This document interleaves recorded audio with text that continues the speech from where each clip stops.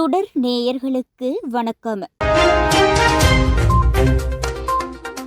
Israel மற்றும் ஐரோப்பிய நாடுகளில் கொல்லப்பட வேண்டிய தலைவர்கள் என்ற பெயரில் ஒரு பட்டியலை ஈரான் பத்திரிகை ஒன்று வெளியிட்டுள்ளமை பரபரப்பை ஏற்படுத்தியுள்ளது. அந்த செய்தித்தாளின் பெயர் ஹம்சஹ்ரி என்பதாகும். ஈரானின் உச்ச தலைவர் மொஜ்தபா அறிக்கை ஒன்றுடன் 13 உலக நாடுகளின் தலைவர்களின் புகைப்படங்கள் வெளியிட்டு கொல்லப்பட வேண்டியவர்கள் என்று குறிப்பிட்டுள்ளது. பட்டியலில் அமெரிக்க ஜனாதிபதி ட்ரம்ப், இஸ்ரேல் பிரதமர் நெதன்யாகு, பிரிட்டன் பிரதமர் கேர் ஸ்டார்மர் ஆகியோரின் பெயர்கள் இடம்பெற்றுள்ளன. இவர்கள் தவிர அமெரிக்க வெளியுறவுத்துறை அமைச்சர் மார்கோ ரூபியோ, பாதுகாப்புத்துறை அமைச்சர் பீட்டர் ஹெக்ஸத், பிரான்ஸ் ஜனாதிபதி மெக்ரான், இத்தாலி பிரதமர் Meloni, German chancellor Friedrich Merz ஆகியோரின் பெயர்களும் பட்டியலில் இடம்பெற்றுள்ளன. இதேவேளை தனது தந்தையின் கொலைக்கு பழிவாங்கப்படும் என ஈரான் உச்ச தலைவர் மொஜ்தபா கமீனி தெரிவித்திருந்தார். ஹோர்மூஸ் நீரிணையில் பதற்றம் அதிகரித்து வரும் நிலையில் தெஹ்ரானுக்கும் வாஷிங்டனுக்கும் இடையில் கையெழுத்திடப்பட்ட புரிந்துணர்வு ஒப்பந்தத்தின் விதிமுறைகளுக்கு இணங்குமாறு ஈரான் ராணுவம் அமெரிக்காவை வலியுறுத்தியது.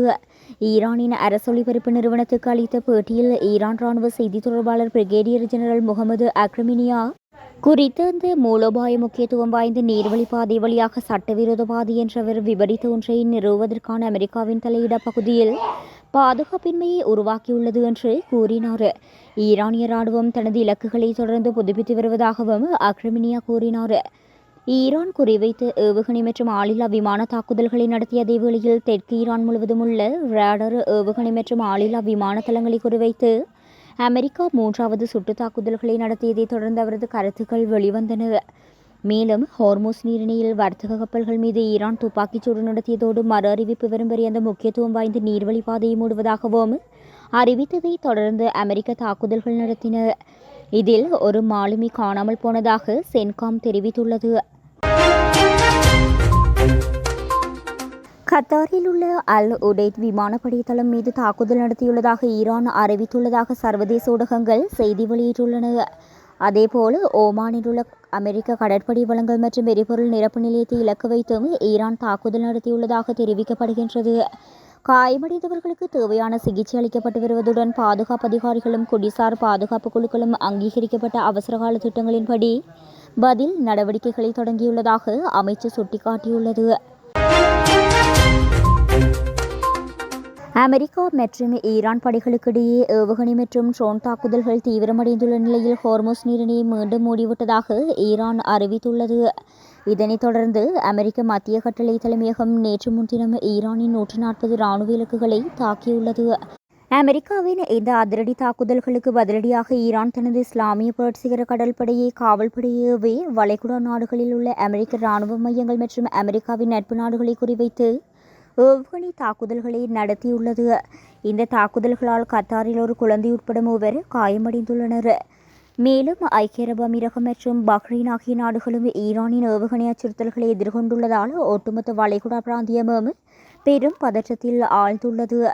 அதில் பயணித்த 11 இந்தியர்களில் 10 பேர் மீட்கப்பட்டுள்ளதுடன் ஒரு இந்திய கடற்படை வீரர் காணாமல் போயுள்ளார் என்று இந்திய வெளியுறவுத்துறை அமைச்சகம் கவலை வெளியிட்டுள்ளது.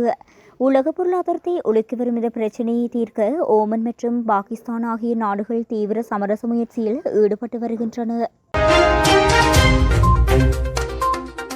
நவீன கத்தாரின் சிற்பியாக கருதப்படும் ஆட்டில் முன்னாள் அமீரும் தந்தை அமீர் என்று போற்றப்படுபவருமான ஷேக் ஹமத் பின் கலீஃபா அல் தானி 74 வயதில் நேற்றைய தினம் ஞாயிற்றுக்கிழமை காலமானார்.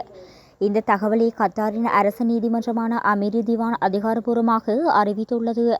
அவரது மறைவையொட்டி கத்தாரில் திங்கட்கிழமை முதல் 4 நாட்களுக்கு அரசுமுறை தூக்கம் அனுசரிக்கப்படும் என்றும் அரசு நிறுவனங்கள் மற்றும் பொதுத்துறை அமைப்புகளுக்கு விடுமுறை அளிக்கப்பட்டு தேசிய கொடிகள் அரைக்கம்பத்தில் பறக்கவிடப்படும் என்றும் அறிவிக்கப்பட்டுள்ளது.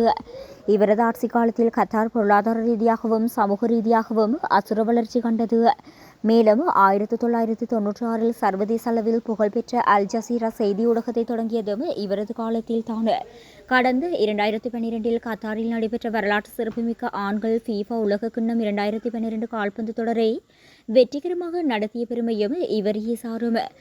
ஷேக் ஹமத்தின் மறைவுக்கு எகிப்து ஜனாதிபதி Abdel Fatah al Sisi, Pakistan அதிபர் ஆசிப் அலி சர்தாரி மற்றும் ஐக்கிய அரபு அமீரக அதிபர் முகமது பின் சயீத் அல் நஹ்யான் உள்ளிட்ட பல்வேறு உலக தலைவர்கள் தங்களது ஆழ்ந்த இரங்கல்களை தெரிவித்துள்ளனர்.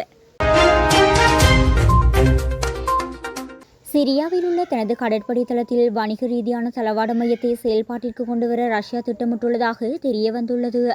2024 ஆண்டில் சிரியாவின் ஜனாதிபதியாக இருந்த பஷார் அல் அசாத் பதவியில் அகற்றப்பட்டதன் மூலம் ரஷ்யா மத்திய கிழக்கில் தனக்கு இருந்த மிக நெருக்கமான கூட்டாளியை இழந்தது. ஜூலை மாதத்தின் மத்தியில் வணிக ரீதியான தளவாட மையத்தை செயல்பாட்டிற்கு கொண்டுவர ரஷ்யா திட்டமிட்டுள்ளதாக அவர்கள் கூறியுள்ளனர்.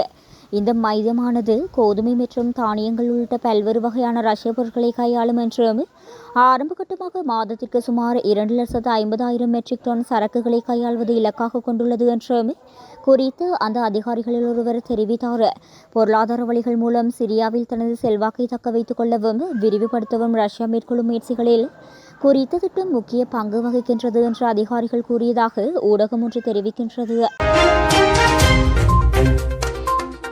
மேற்கு ஆப்பிரிக்காவில் அமைந்துள்ள நாடு நைஜீரியா. இந்நாட்டில் IS, அல்-கொய்தா, போகோ ஹராம் போன்ற பயங்கரவாத அமைப்புகளும் பல்வேறு கிளர்ச்சியாளர்கள் குழுக்களும் கொள்ளை கும்பல்களும் செயற்பட்டு வருகின்றன.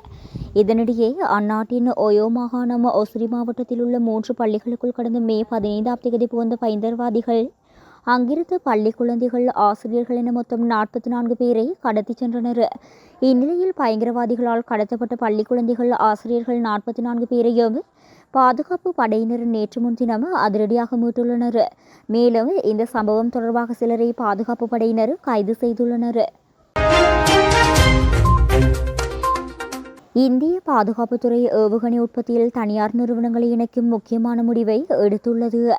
DRDO உருவாக்கிய அஸ்ட்ராமார்க் 2 ஏவுகணையை முதலில் தனியார் நிறுவனங்கள் தயாரிக்க அனுமதி வழங்கப்படவுள்ளது. இதுவரை ஏவுகணை உற்பத்தியானது அரசு நிறுவனங்களின் கீழ் மட்டுமே இடம்பெற்றது. ஆனால் விமானங்கள், ட்ரோன்கள், கடற்படை உபகரணங்கள் போன்ற துறைகளில் தனியார் பங்கேற்பு ஏற்கனவே அனுமதிக்கப்பட்டுள்ளது. இப்போது ஏவுகணை உற்பத்தியும் தனியார் நிறுவனங்களுக்கு திறக்கப்படுவது பாதுகாப்புத் துறையில் மிகப்பெரிய மாற்றமாக கருதப்படுகின்றது. இந்த ஏவுகணைகள் Tejas mark 1A, MiG-29, Su-30 MKI மற்றும் ரஃபேல் மெரீன் போன்ற விமானங்களில் பொருத்தப்படவுள்ளது. இந்த திட்டத்தில் அதானி, டாடா குரூப், மஹிந்திரா, பராத் ஃபோர்ஜ் உட்பட்ட பெரிய தனியார் நிறுவனங்கள் பங்கேற்கும் வாய்ப்பு காணப்படுகின்றது. மேலும் பிரலே எனப்படும் 500 கிலோமீட்டர் தூரம் தாக்கும் திறன் கொண்ட டாக்டிக்கல் பாலிஸ்டிக் ஏவுகணைகளையும் அடுத்ததாக தனியார் நிறுவனங்களுக்கு திறக்கப்பட வாய்ப்புள்ளது. இந்த நடவடிக்கை இந்தியாவின் ஏவுகணை உற்பத்தி திறனை அதிகரித்து ஏற்றுமதி வாய்ப்புகளை மேம்படுத்தும். குறிப்பாக இந்தோனேசியா அஸ்ட்ரா ஏவுகணையை வாங்க ஆர்வம் காட்டியுள்ளதால் உற்பத்தி விரிவாக்கம் அவசியமாகியுள்ளது.